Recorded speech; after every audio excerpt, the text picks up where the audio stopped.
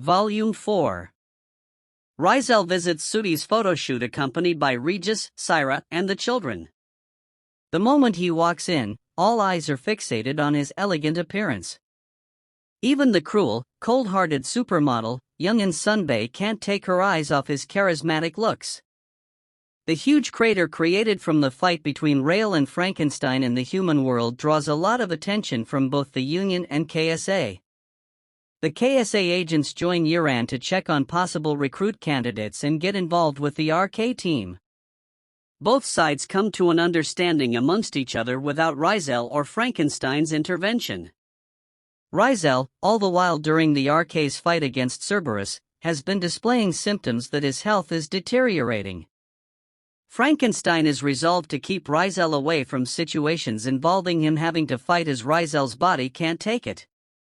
Rizel learns that the trio has gone off to face Cerberus, and despite Frankenstein's words, Rizel wants to do what they have been doing: protect the lives they have built here. As Rizel and Frankenstein rush towards the battle zone, the latter is resolved to keep his master from using powers at any cost. Frankenstein vs. the 12th Elder. Rizel senses a familiar aura and recognizes it to be that of Roctus coming from the 12th Elder, who has just arrived with Taze. It appears that Roctus, one of the traitor clan leaders, has joined the Union and formed a contract with the 12th Elder. Wasting no time, Frankenstein and the Elder attack one another after the entirety of Cerberus is wiped out. Frankenstein uses his dark spear and proves to have the upper hand.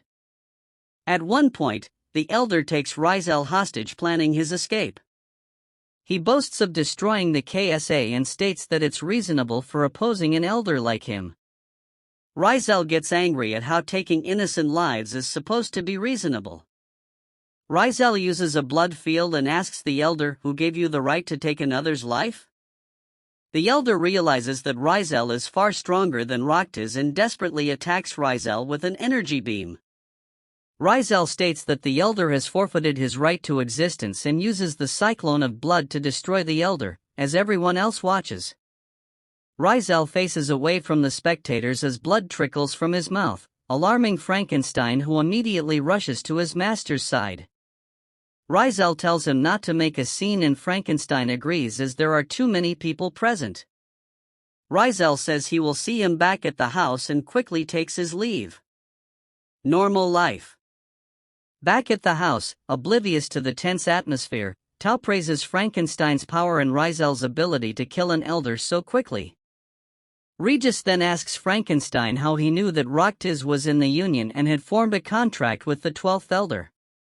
Frankenstein then explains that the Elder had modified his body to gain power before entering a contract with Roctus, and the fact that he was contracted to Roctus must mean that Roctus is in the Union. Tao asks who Roctus is, and Frankenstein says that he was one of the traitorous clan leaders who betrayed the Lord and attempted to murder Rizel. They then discuss the ramifications of killing the Elder and his main military force and how it would inevitably lead to a future confrontation with the Union.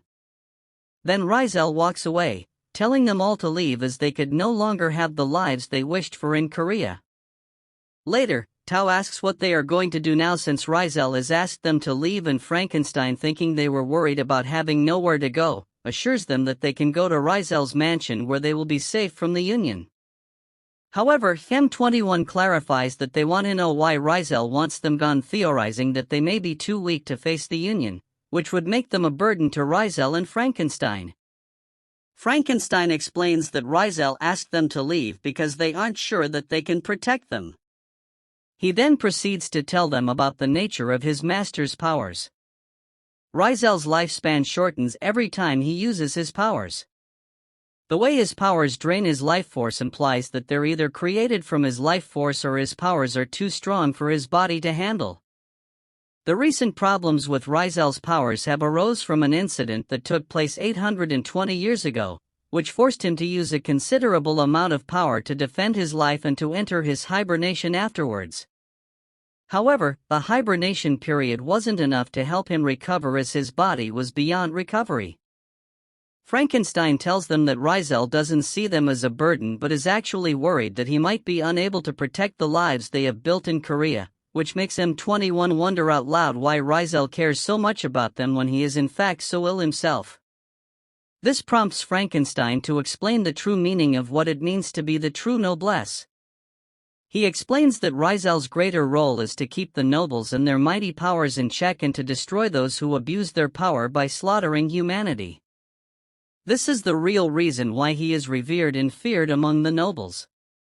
It caused him to live in solitude in the darkness of his mansion for a very long time, only visited every few hundred years by the previous lord and the clan leaders of the time. Rizel would stand staring out a window for long periods on end, just cherishing the view of the world outside, which was the only special thing he had. M21 questions Rizel why he saves them even though he himself has been ill. Rizel replies if he can save their lives by using his own, then his life is worth enough. It prompts all present there to swear their allegiance to Rizel and face whatever awaits them. Later, Frankenstein uses his dark powers to create a ring and presents it to Rizel. The ring is meant to augment the power of the seal Rizel received from the previous lord, in order to prevent Rizel's power from constantly leaking out. After some color issue, Rizel wears the ring and settles down to a happy meal with the perfect family he has got.